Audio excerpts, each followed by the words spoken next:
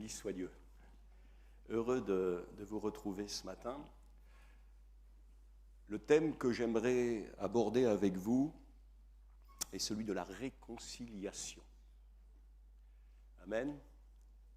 Nous vous en supplions, disait l'apôtre Paul, au nom de Christ, soyez réconciliés avec Dieu. Ce matin, il y a deux publics. Le public de ceux qui ont été réconciliés avec Dieu, qui se sont réconciliés avec Dieu, et le public de ceux qui ont besoin de faire la paix avec Dieu. L'Écriture dit, nous avons la paix avec Dieu. Et nous voulons ce matin bien partager aussi ce message qui est la parole de la réconciliation. On va demander au Seigneur sa grâce sur ces instants. Seigneur, permets-nous de nous placer à l'écoute de ta parole, de la recevoir dans les cœurs bien disposés afin qu'elle y accomplisse maintenant son œuvre. Seigneur, nous comptons sur l'action de ton esprit. Nous attendons à toi. Nous te remercions dans le nom de Jésus. Amen. On va aller vers un texte de l'Écriture dans la deuxième lettre aux Corinthiens, chapitre 5, verset 17. 2 Corinthiens, chapitre 5, verset 17. Il est écrit ceci, « Si quelqu'un est en Christ, il est une nouvelle créature. Les choses anciennes sont passées, voici, toutes choses sont devenues nouvelles. » Et tout cela vient de Dieu qui nous a réconciliés avec lui par Christ, qui nous a donné le ministère de la réconciliation. Car Dieu était en Christ, réconciliant le monde avec lui-même, en n'imputant point aux hommes leurs offenses, et il a mis en nous la parole de la réconciliation. Nous faisons donc les fonctions d'ambassadeurs pour Christ, comme si Dieu exhortait par nous, nous vous en supplions, au nom de Christ, soyez réconciliés avec Dieu. Amen. Dans ces premières lignes que nous venons de lire, constatons que le message de la Bible, c'est un message de réconciliation qui proclame la réconciliation accomplie par la mort de Jésus-Christ à la croix et qui également nous exhorte à la réconciliation. Ce n'est pas incompatible. Le Seigneur, pour sa part, a tout mis en œuvre pour que nous puissions nous réconcilier avec lui. Comprenons d'emblée que si Dieu ne l'avait pas voulu, eh bien, il nous serait impossible de pouvoir accéder à cette réconciliation. Alors la réconciliation nous parle de relations restaurées. Le Seigneur ne nous invite pas à être les membres, les adhérents d'une religion, mais à vivre une vraie, une authentique, une profonde, une sincère relation avec lui. Il y a un mot pour le définir qui est celui de communion. La réconciliation, il parle de relations restaurées, de communion retrouvée. Et la première chose que j'aimerais souligner, c'est que cette réconciliation intervient après une séparation. Il y a des groupes, parfois des couples, qui se séparent. Maintenant, il n'y a pas de fatalité, on le sait, il peut y avoir réconciliation. Mais si réconciliation il y a entre les individus, c'est parce que malheureusement un jour il y a eu séparation. Et c'est difficile effectivement de parler de réconciliation si on n'évoque pas cet état de séparation. Alors dans la Bible, l'état de séparation, il apparaît à de nombreuses reprises. L'idée ce matin, ce n'est pas de faire état d'une multitude de textes qui nous parlent de cette séparation, mais j'aimerais quand même en souligner au moins deux. Dans Ésaïe chapitre 59, verset 1er, verset 2, il est écrit ceci, Alors comprenons qu'ici, à travers la bouche du prophète, eh bien c'est Dieu qui s'adresse aux hommes et aux femmes, aux individus, aux âmes qu'il a faites. Il dit ceci: non, la main de l'Éternel n'est pas trop courte pour sauver. Enfin, les gens s'interrogent: ah, mais Dieu, qu'est-ce qu'il fait, hein? Où est Dieu? Et ici, Dieu répond. Et je crois que c'est important que, si peut-être vous vous posez la question, bien vous puissiez entendre ce que l'Écriture dit à cet égard. Non, la main de l'Éternel n'est pas trop courte pour sauver, ni son oreille trop dure pour entendre. Comme on dit, Dieu n'est pas sourd. Mais ce sont vos crimes qui mettent une séparation, notez ce mot, séparation, ce sont vos crimes qui mettent une séparation entre vous et votre Dieu. Ce sont vos péchés qui vous cachent sa face et l'empêchent de vous écouter. Ce sont vos péchés. Ce n'est pas un gros mot. C'est une triste réalité. Le péché, c'est l'offense faite à Dieu. Le péché, c'est l'éloignement volontaire de Dieu. C'est l'éloignement de ce que l'on sait être juste. Alors ça crée une séparation. Dieu parle de crimes, ce sont vos crimes qui mettent une séparation. Nous, on a tendance à minimiser les choses. Et on se trouve parfois même des excuses par rapport au péché. Le péché mignon. Hein, c'est mon péché mignon, on dit parfois. Bon, alors, ici, il n'est pas question de crimes de sang.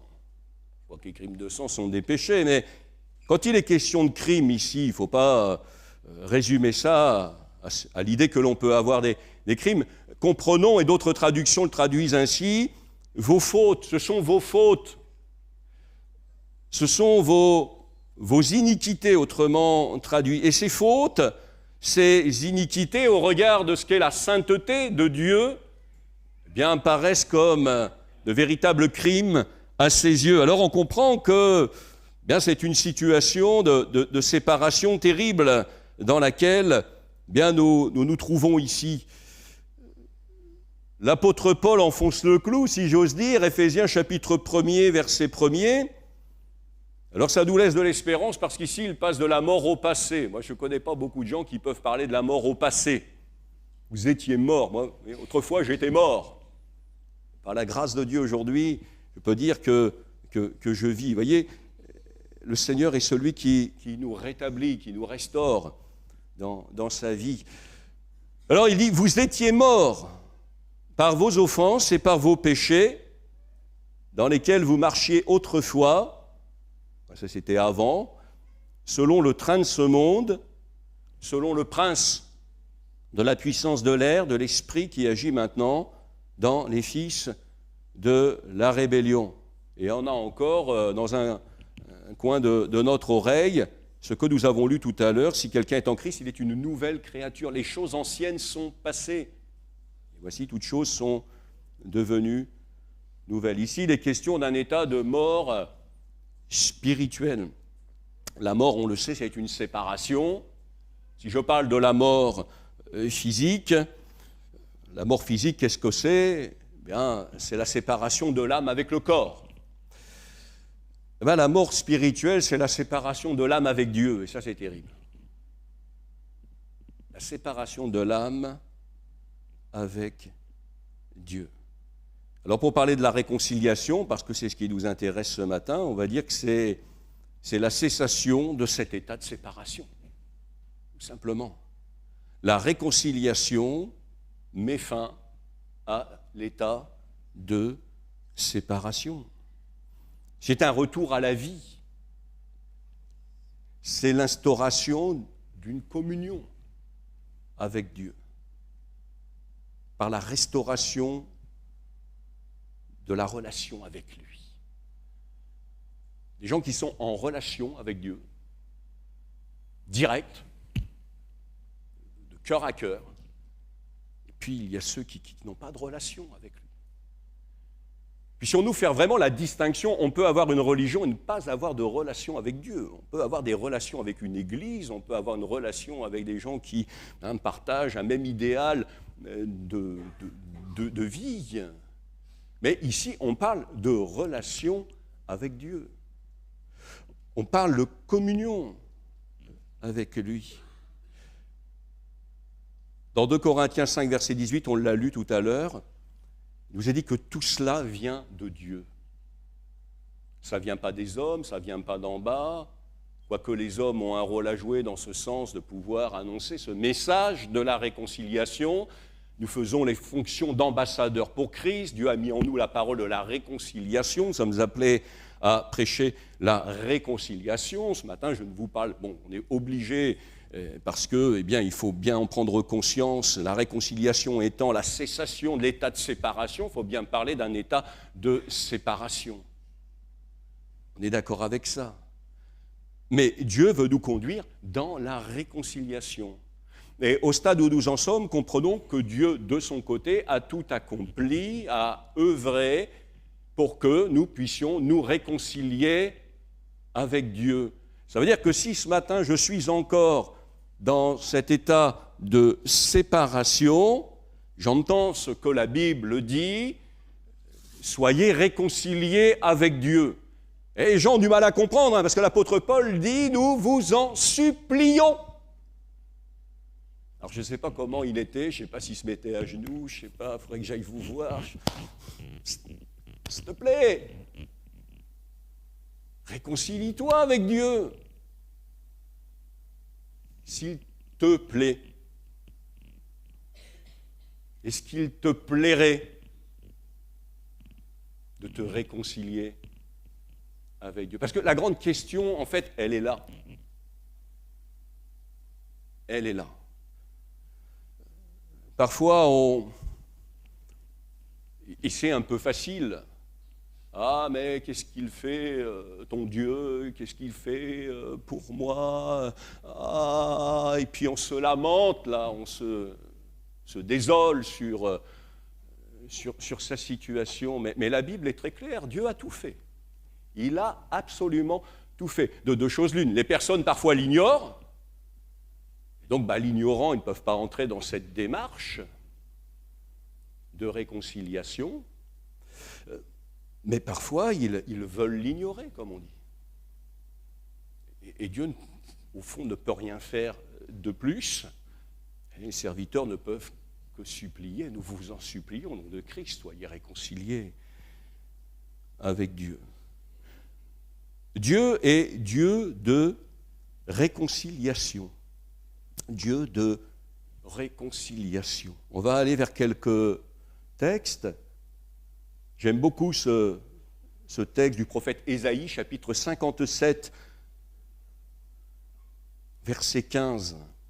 « Car ainsi parle le Très-Haut, dont la demeure est éternelle et dont le nom est saint. J'habite dans les lieux élevés et dans la sainteté. » Regardez ce que dit Dieu. « Mais je suis avec l'homme contrit et humilié, afin de ranimer les esprits humiliés,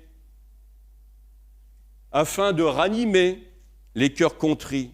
Je ne veux pas contester à toujours, ni garder une éternelle colère, quand devant moi tombent en défaillance les esprits, les âmes que j'ai faites. » Dieu ici dévoile son cœur. Dieu est saint. Il habite dans les lieux élevés, dans la sainteté, nous dit le texte. Mais Dieu ne se désintéresse pas des âmes qu'il a faites. Dieu veut faire grâce. Dieu veut faire miséricorde. Et il faut pour cela que ces âmes qu'il a faites puissent s'humilier devant lui, en confessant leurs péchés, en reconnaissant leurs besoins, de revenir à Dieu de tout leur cœur. Dieu dit, mais moi je ne veux pas contester à toujours. C'est vrai qu'il y a le péché a creusé mais un abîme, infranchissable entre Dieu et les hommes. Il y a eu rupture, il y a eu séparation. Et voilà que Dieu a rétabli, a voulu rétablir cette communion, a voulu nous rendre accès à sa sainteté. Dans l'Écriture, il y a des textes magnifiques, mais je dirais ça, c'est pour après. C'est pour ceux qui ont fait la paix avec Dieu. Il nous est dit, nous pouvons nous approcher avec assurance du trône de la grâce. Dieu nous reçoit, nous accueille en sa présence. Alors Dieu a établi un pont. C'est celui que nous trouvons en la personne de Christ, notre Seigneur Jésus. Je dis, je suis le chemin, la vérité, la vie. Nul ne vient au Père que par moi. Le seul moyen de nous approcher de Dieu, c'est de nous approcher de lui au nom de son Fils Jésus-Christ, qui à la croix est mort pour nos péchés et qui a été ressuscité pour notre justification. C'est-à-dire pour nous permettre de nous présenter devant Dieu dans un état d'hommes et de femmes justifiés. Nous sommes justes à ses yeux. Pas par nos mérites, pas par nos œuvres, mais nous sommes justes à ses yeux à partir du moment où, eh bien, dans cet état de cœur qui simplement s'approche de lui, nous reconnaissons que ce sont nos péchés qui ont conduit Jésus-Christ à mourir sur une croix. Dieu a tant aimé le monde qu'il a envoyé son Fils unique, afin que quiconque croit en lui ne périsse pas, mais qu'il ait la vie éternelle. La volonté de Dieu, ce n'est pas que les personnes meurent spirituellement dans leurs péchés. Un autre texte, il nous est dit ceci, au psaume 103, au verset 8, « L'Éternel est miséricordieux et compatissant, lent à la colère et riche en bonté. » Ça ne veut pas dire que tout le monde va aller au paradis, ça. Non, il n'y a rien de plus faux. Je voudrais que vous puissiez repartir de ce lieu avec, même fâché à la rigueur, s'il le faut, qu'importe, parfois on prend mal, mais après on réfléchit. On n'ira pas tous au paradis. Iront au paradis seulement ceux qui auront accepté de se réconcilier avec Dieu, pas à leur manière, mais selon la manière bien de Dieu. J'ai envie de dire que ce soit bien clair. Que ce soit bien clair. Comprenons, ne passons pas à côté.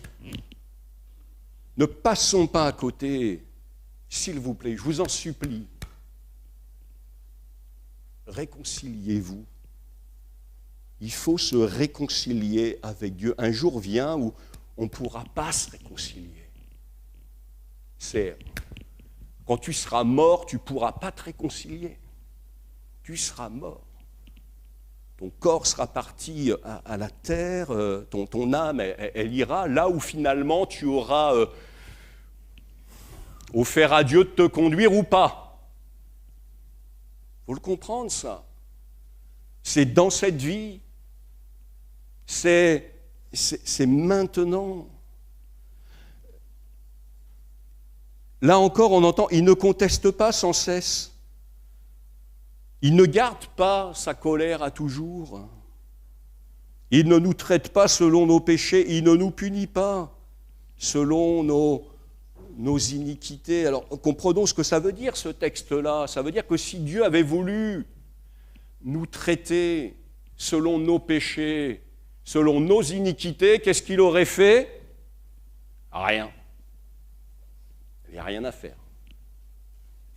Si Dieu avait voulu, je répète, nous traiter selon nos péchés, s'il avait voulu nous punir selon nos iniquités, il n'avait rien à faire. Il fallait tout simplement laisser les choses et le temps aurait fait son affaire, parce qu'à un moment, bien tout simplement, la mort aurait acté notre séparation éternelle de Dieu. Je sais que ce n'est pas souvent que vous entendez ça. Je le sais, il y a un frère qui sourit là, mais j'ai le devoir, j'ai la responsabilité de vous interpeller sur ces choses-là. Dieu est non seulement Dieu de réconciliation, on va aller plus loin, il est aussi Dieu réconciliateur. Dieu réconciliateur. On va revenir vers ce texte que nous avons lu, 2 Corinthiens chapitre 5. Si quelqu'un est en Christ, il est une nouvelle créature. Je vais terminer par ça, je pense. Mais ce mot réconciliation, on peut aussi le traduire par le mot restauration. Tu ne peux pas être restauré si tu ne t'es pas réconcilié avec Dieu. Très important ça. Parfois, on voudrait être restauré. On voudrait vivre une autre vie, quelque chose d'autre. Mais pour ce faire, il est primordial, il est crucial de se réconcilier avec Dieu. Réconciliation, restauration, vous le mettez vraiment sur le même plan. Alors l'Écriture nous dit, si quelqu'un est en Christ, il est une nouvelle créature. Les choses anciennes sont passées, voici toutes choses sont devenues nouvelles. L'Écriture dit, je vous donnerai un avenir, une espérance. Je connais les projets que j'ai formés sur vous, projets de paix, non de malheur. Mais que nous dit l'Écriture? Tout cela vient de Dieu, donc quoi? Eh bien, le fait de pouvoir avoir cette belle perspective d'un nouveau départ, d'une restauration, nouvelle créature, voilà, la vie passée, on n'en parle plus, on entre dans une vie nouvelle, ça c'est l'œuvre de Dieu. À partir du moment où il y a acceptation, le Saint-Esprit va nous conduire dans cette dimension de vie nouvelle. Nous a dit, tout cela, ça vient de Dieu, mais Dieu qui a fait quoi? Dieu qui nous a réconciliés avec lui par Christ. Dans la lettre aux Colossiens, chapitre 1er, verset 20, pour encore illustrer cette pensée, Dieu est le Dieu réconciliateur, il est écrit ceci, il a voulu par lui, donc par Jésus-Christ, en envoyant Jésus dans le monde, il a voulu par lui réconcilier tout avec lui-même. Et ça concerne toute la création, toutes les créatures. Il a voulu par lui réconcilier tout avec lui-même, tant ce qui est sur la terre que ce qui est dans les cieux, en faisant la paix. Par lui, on en revient toujours à Jésus. On en revient toujours à l'œuvre de la croix,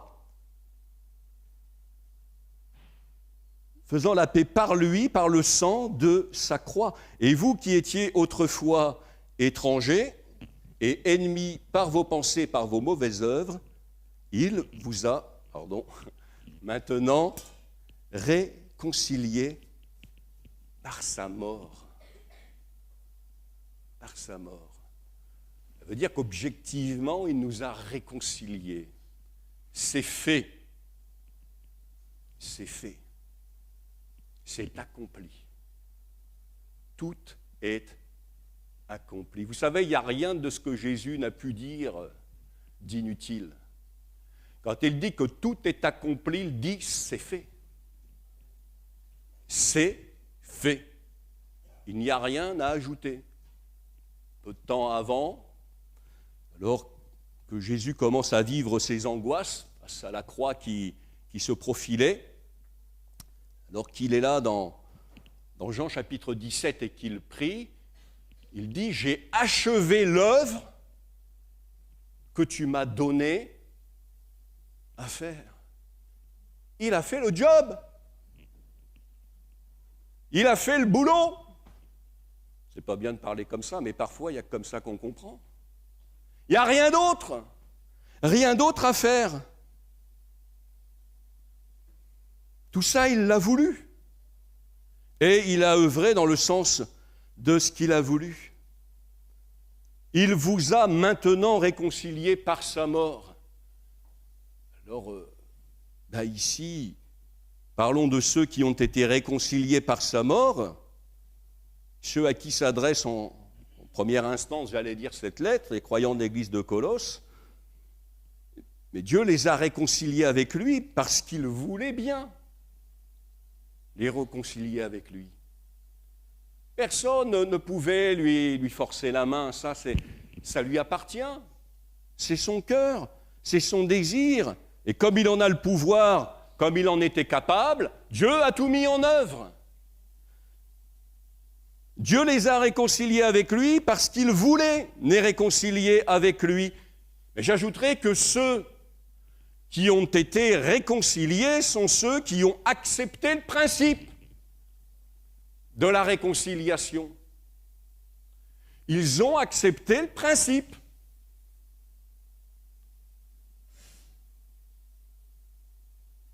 On retourne vers ce texte de Corinthiens chapitre 5 verset 20. Je ne sais pas si à la technique vous avez. Oh, qu'importe. Ne cherchez pas. Dans 2 Corinthiens chapitre 5 verset 20, je relis ce texte d'introduction. Il a mis en nous la parole de la réconciliation. Nous faisons donc les fonctions d'ambassadeurs pour Christ. Comme si Dieu exhortait par nous, nous vous en supplions, soyez réconciliés avec Dieu. Celui qui n'a pas connu le péché, il l'a fait devenir péché pour nous. Ici, on parle de Jésus, pas pécheur. Jésus n'a jamais péché. Il n'a jamais péché.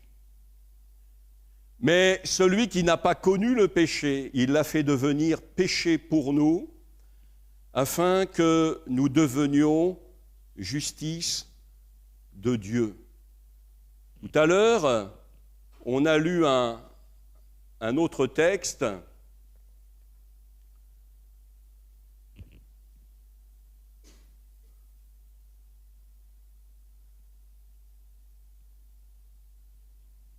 Dieu était en Christ, réconciliant le monde avec lui-même en n'imputant point aux hommes leurs offenses.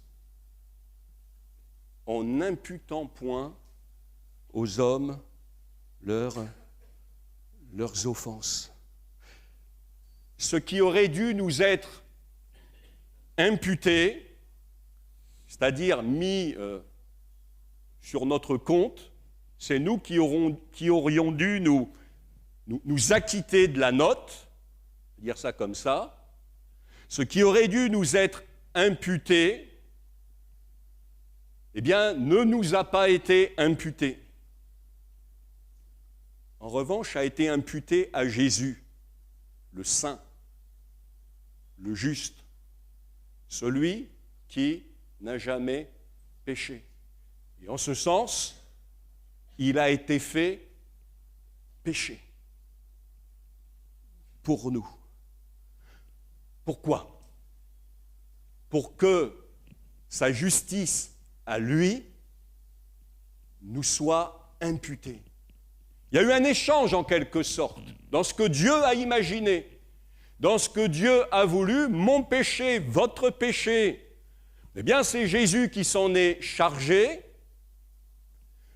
La Bible dit, le châtiment qui nous donne la paix est tombé sur lui.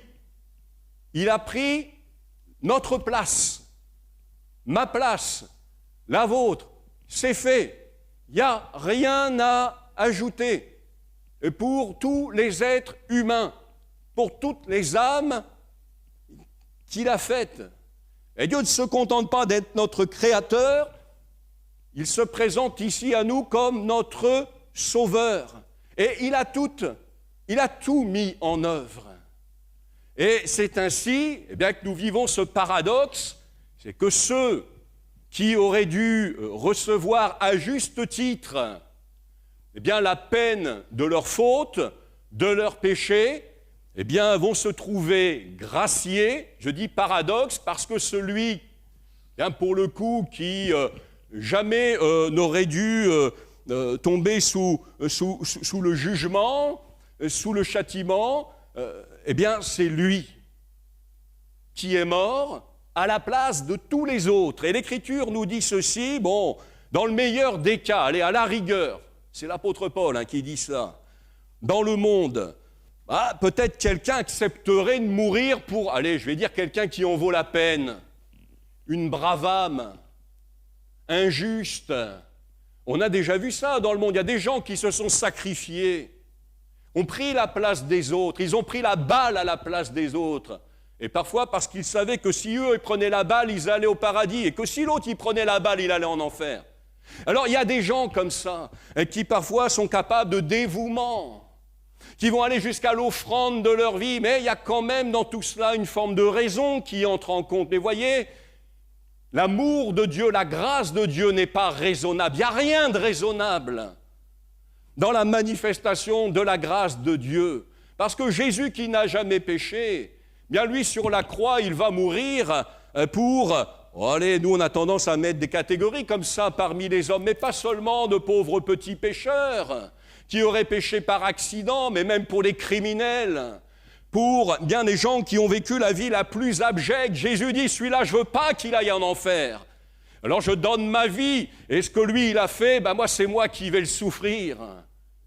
Et en retour de quoi, celui qui, bien à juste titre, aurait dû aller en enfer, pardonnez-moi de dire ça, je parle comme ça, à juste titre, j'aurais dû aller en enfer, parce que ma vie n'était pas une vie à la gloire de Dieu, Dieu est saint. Eh bien, que fait Dieu? La justice de son Fils, parfaite, il me l'accorde. Et ce matin, alors il ne regarde pas ce que je suis, il ne regarde pas ce que j'ai fait, il ne voit qu'une seule chose, c'est son Fils crucifié à la croix, par le sang duquel je suis purifié, lavé, justifié. L'Écriture dit, mais qui accusera les élus de Dieu? C'est Dieu qui justifie, qui les condamnera? Christ est mort, bien plus, il est ressuscité. Alors Satan, il peut se pointer, il peut m'accuser, il est l'accusateur. Dès le commencement, il dit, voilà ta vie. Il l'a fait avec le sacrificateur Josué, dans le livre du prophète Zacharie, et il est là, il est sale. Et peut-être ce matin, tu es sale, et l'ennemi te dit, tu es sale. Tu es privé de la gloire de Dieu, tu ne vaux rien. Alors laisse-moi te dire que, en dehors de la réconciliation, il a quand même un petit peu raison. Mais tu as une grâce qui t'est faite. Et cette grâce ce matin, c'est de te tourner vers Jésus pour être sauvé. C'est de lui apporter ta vie, c'est d'accepter de te réconcilier avec Dieu, un peu comme ce pauvre homme. Il est sur la croix, il est l'un de ceux qui étaient crucifiés avec Jésus. Souviens-toi de moi. Demandez au Seigneur de se souvenir de vous. Et il ne vous oubliera pas. Oh, il ne manquera pas de se souvenir de vous. Le Seigneur a de la mémoire. Alors il se souviendra de tous ceux qui ont cru en lui, il ne se trompera pas. Il n'y en aura pas un d'oublié. Par contre, il se souviendra aussi de ceux qui n'auront pas accepté de se réconcilier avec lui. Quand même, Jésus est mort. On dirait, oui, mais il est ressuscité. Oui, mais à la croix... Qui est-ce qui a pris les clous, là? Je ne sais pas de quoi ça doit faire mal. Ça doit faire mal. Il y a des années en arrière, j'ai un collègue dans l'industrie, il a changé un alésoir à la volée à l'usine. Il y a un bout de la main qui est parti. Il a fallu aller chercher le bout de main dans le bac à copeaux, là. Je vous garantis qu'il a souffert, le gars. Oh là là là là, qu'il a eu mal. Il a eu mal. Et il a eu mal pendant des semaines, il a eu des mal pendant des mois, et des mois après, il n'avait plus de doigts, il avait encore mal aux doigts. Je suis très sérieux, il a eu mal. Il a eu mal. Jésus a eu mal. Il a eu mal pour toi. Il a eu mal pour que tu n'aies pas mal. Pourquoi? Parce que Dieu est le Dieu réconciliateur. Sur la croix, notre péché a été imputé au Christ. Jésus a payé notre dette. Il a pris sur lui la peine que méritait notre péché. Car Dieu était en Christ, réconciliant le monde avec lui-même en n'imputant point aux hommes leurs offenses. L'acte réconciliateur de Dieu, c'est la croix. Romains chapitre 5, verset 10, il y a cette déclaration, « Nous avons été réconciliés avec Dieu par la mort de son Fils. » Et je disais il y a quelques instants, la réconciliation s'inscrit dans le tout accompli de Jésus sur la terre.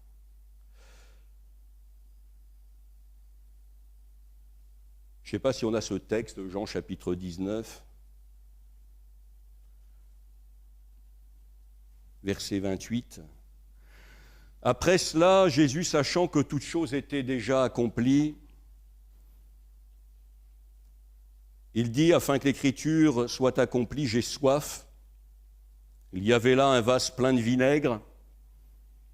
Ils remplirent donc de vinaigre une éponge et la mirent au bout d'une branche d'hysope et la lui présentèrent à la bouche. Quand Jésus prit le vinaigre, il dit, tout est accompli. Et baissant la tête, il rendit l'esprit. Il peut enfin remettre son esprit entre les mains de celui qui l'a envoyé. Il avait dit à Pilate, personne ne m'ôte la vie. J'ai le pouvoir de la donner, j'ai le pouvoir de la reprendre. Alors sa vie, il la donne, il l'offre en sacrifice. Mais pour cela, eh bien, il faut d'abord tout accomplir. Et lorsque tout est accompli, eh bien, il peut s'en remettre au Père. Ce n'est pas très académique, je vous l'accorde. Peut-être bien qu'il en a marre de souffrir. Ça vous choque ce que je vous dis? Je pense qu'à un moment donné, quand on est à la place de l'homme qui s'appelle Jésus sur la croix, on doit en avoir marre de souffrir. Il est Dieu, il nous aime, mais il est parfaitement homme. Alors, ces quelques heures, je pense que oui, il les a trouvées longues.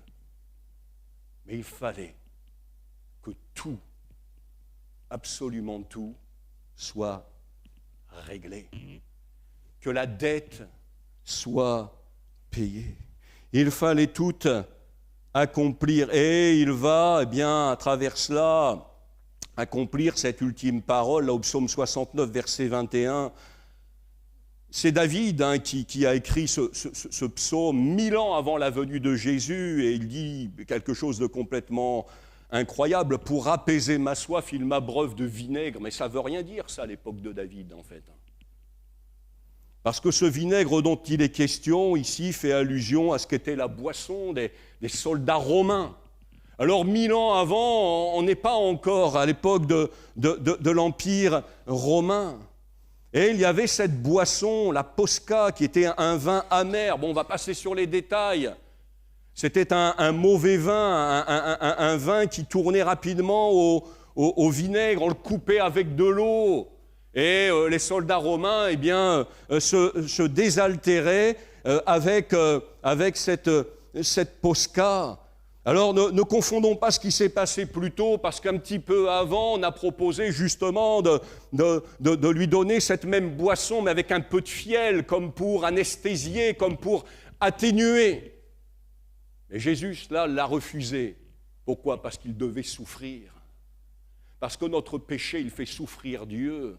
Et la juste rétribution, eh bien, du péché passait par la souffrance. La Bible emploie des mots extraordinaires. La Bible dit de Jésus qu'il a souffert la croix. Il a souffert la croix. Mais voyez, cette parole-là, eh bien, elle était prophétique. Elle annonçait des choses qui concernaient Jésus. Alors, je termine. Ce qui a été traduit par tout est accompli, eh bien, apparaît dans des choses qui concernaient la vie courante à l'époque. Alors, on écrivait, quand on avait une dette ou quand on avait quelque chose, vous savez, un peu comme aujourd'hui, voilà, on a cette image, la facture acquittée. C'est important, ça, une facture acquittée, quand on vous demande parfois, mais elle est où la facture ? Et qu'est-ce qui prouve que tout ça a été réglé ? Eh bien, tout accompli, là, ce que dit Jésus, en fait, c'est ça. C'est extraordinaire, quand même. C'est exactement ça. Et bien dans les choses de la vie courante, on avait comme ça des documents, et puis à un moment donné, l'autorité elle mettait, eh bien c'est payé, c'est réglé. C'est ainsi que la Bible dit, il n'y a maintenant aucune condamnation pour ceux qui sont en Jésus-Christ. C'était un reçu relatif au paiement de taxes, ça signifiait entièrement payé.